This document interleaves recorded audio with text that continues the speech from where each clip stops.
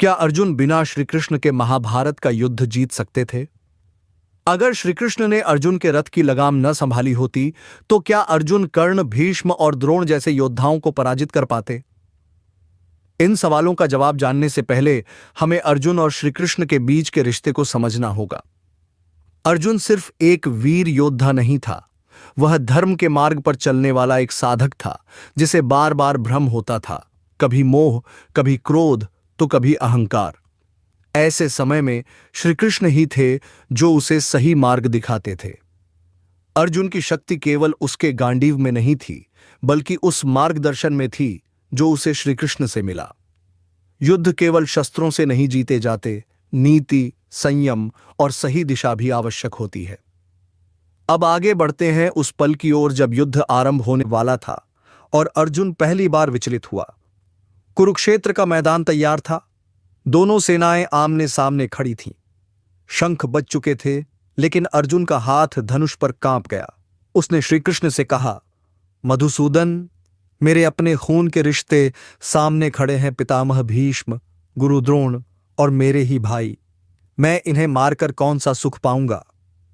यह वो क्षण था जब अर्जुन का आत्मबल डगमगाने लगा।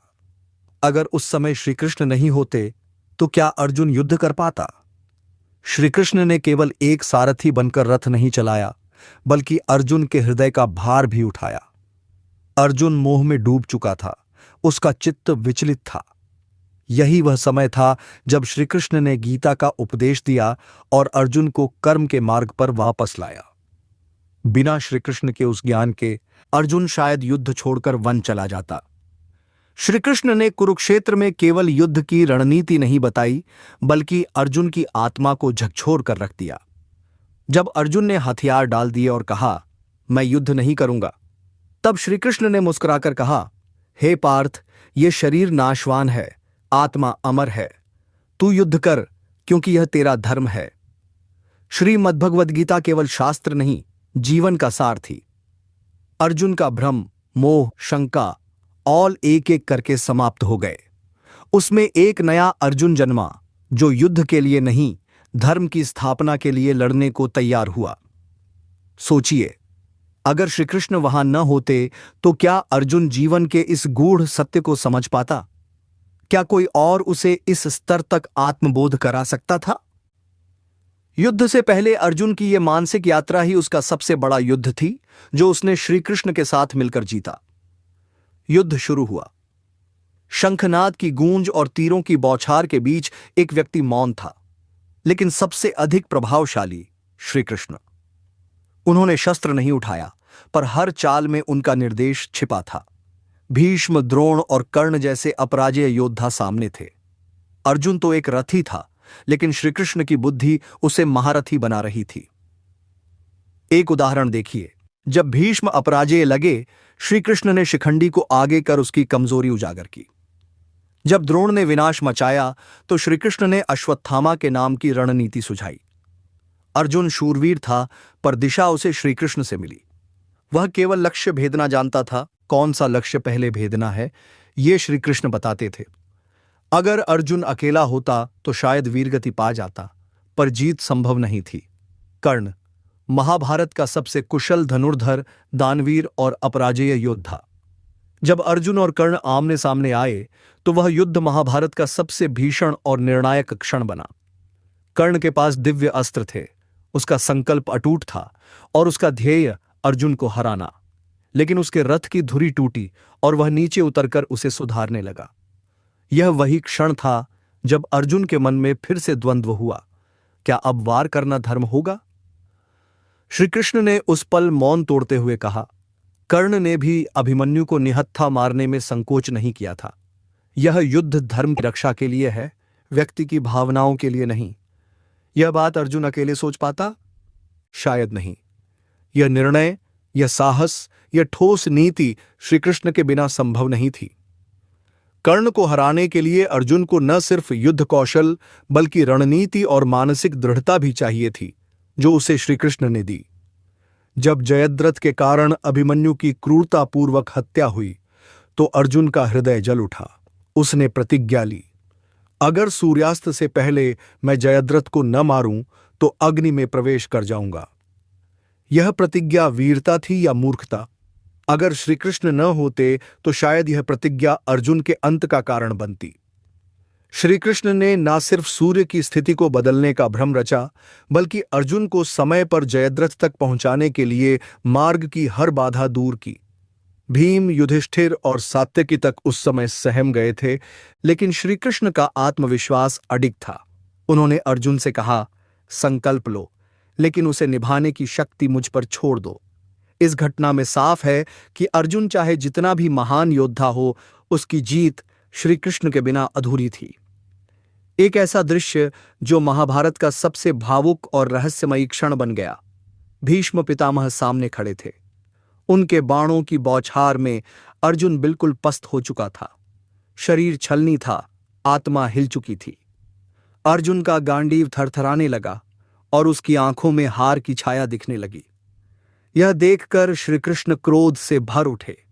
उन्होंने नियम तोड़ते हुए रथ का पहिया उठाया और भीष्म की ओर दौड़ पड़े। यह संकेत था कि अर्जुन की सीमा अब आ चुकी थी। अर्जुन की वीरता भी कभी कभी थक जाती थी, लेकिन श्री कृष्ण की भावना कभी नहीं थकती थी। यह दृश्य इस बात का प्रमाण है कि अर्जुन अकेले उस युद्ध का भार नहीं संभाल सकता था।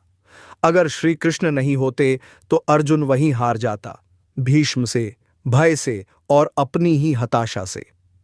महाभारत का युद्ध समाप्त हुआ। कौरवों का विनाश हो चुका था और पांडवों को विजय मिली थी, लेकिन यह विजय खुशियों से नहीं, बल्कि टूटे हुए संबंधों, अपनों की लाशों और भारी मौन से भरी थी। अर्जुन ने जब चारों ओर देखा तो उसे लगा, क्या यह वही युद्ध था जिसके लिए मैंने गांडीव उठाया था? अर्जुन के मन में ग्लानि ने घर कर लिया। उसने श्री कृष्ण से कहा, माधव, मैंने अपनों को खो दिया। धर्म की रक्षा तो हुई, लेकिन भीतर शांति नहीं है। उस समय भी श्री कृष्ण ने उसे समझाया, धर्म युद्ध का फल तुरंत सुख नहीं देता, लेकिन उसका प्रभाव युगों तक रहता है।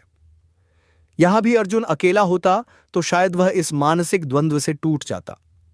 उसकी आत्मा पर जो बोझ था, उसे हल्का करने वाला कोई और नहीं था सिवाय श्री कृष्ण के। महाभारत के बाद शांति थी, लेकिन अर्जुन के भीतर वीरता बुझने लगी थी। एक बार जब श्री कृष्ण इस संसार से विदा हो गए तो अर्जुन ने देखा कि उसका गांडीव उठाना ही भूल गया है। कुछ लुटेरे साधारण लोगों को तंग कर रहे थे और अर्जुन उन पर भी विजय नहीं पा सका।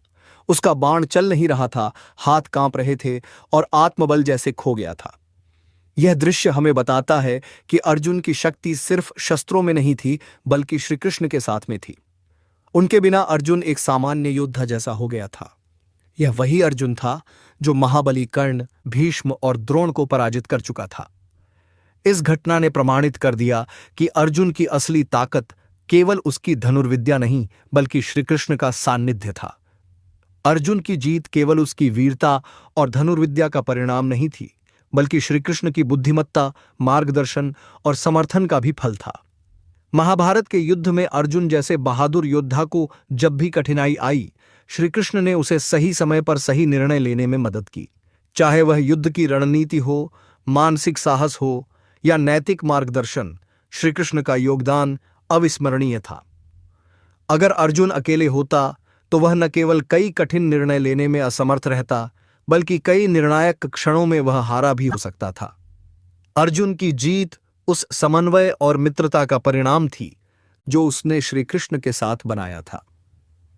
युद्ध के मैदान में एक योद्धा अकेला कभी सर्वोच्च नहीं होता, बल्कि सही साथी उसके साथ होना जरूरी है। दोस्तों, अर्जुन का युद्ध केवल उसकी शौर्य गाथा नहीं, बल्कि एक गहरे रिश्ते और मार्गदर्शन की कहानी है। श्री कृष्ण के बिना अर्जुन के पास न केवल रणनीति और ज्ञान की कमी होती, बल्कि उसका मनोबल भी टूट जाता। अर्जुन की जीत में श्री कृष्ण का साथ, उनके उपदेश और उनकी बुद्धिमत्ता शामिल थे, जो उसे केवल एक योद्धा से धर्म के विजेता तक ले गए। अब सवाल यह उठता है, क्या आप एक अर्जुन बनना चाहते हैं जो अकेला लड़ता है, या वह अर्जुन जो श्री कृष्ण के साथ मिलकर हर चुनौती को पार करता है? जीवन के युद्ध में भी सही मार्गदर्शक के बिना हम अक्सर हार जाते हैं। इसलिए सफलता के लिए सही साथी और सही मार्गदर्शन बेहद जरूरी है। दोस्तों, अगर आपको यह वीडियो पसंद आया हो तो लाइक जरूर करें, कमेंट में बताएं कि आपकी सबसे बड़ी ताकत क्या है और चैनल को सब्सक्राइब करना न भूलें ताकि ऐसी और वीडियो आप तक पहुंचती रहे। धन्यवाद। जय श्री कृष्ण।